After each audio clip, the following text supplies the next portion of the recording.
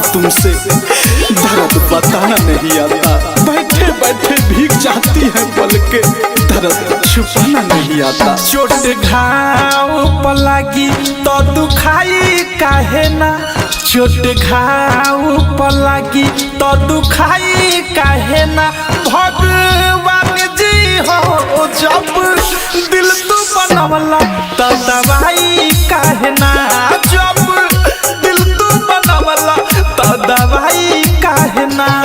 चोट घाव पर लागी तो दुखाई काहे ना।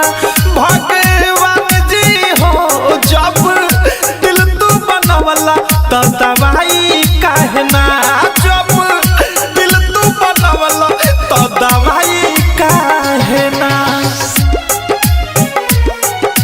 हर तन्हा रात में एक नाम याद आता है, कभी सुबह कभी शाम याद आता है।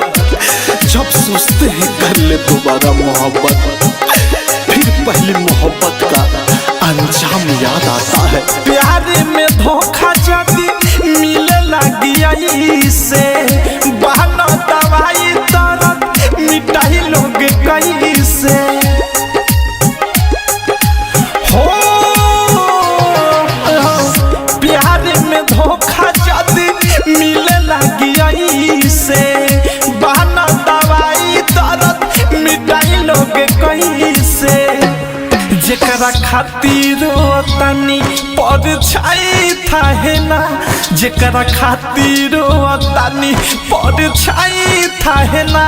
भगवान जी हो जब दिल तू बनवला तो दवाई काहे ना, जब दिल तू बनवला तो दवाई काहे ना। कभी सोचा भी नहीं था जिंदगी में ऐसा भी फंसाना होगा। रोना भी जरूरी होगा और आंसू भी छुपाना होगा। खोजलो पर मिलत नहीं खे कहीं दवा खाना में, मन नहीं करे थारू जिए के ये जमाना में।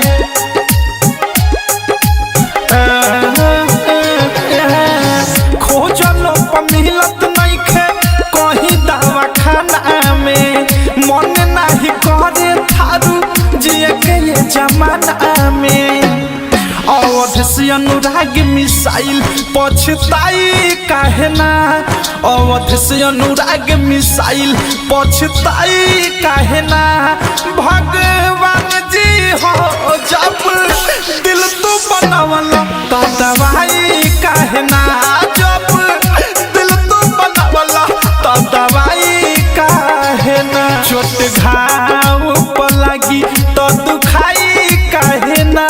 भगवान जी हो जब दिल तू बनवला तो दवाई काहे ना, जब दिल तू बनवला तो दवाई काहे ना।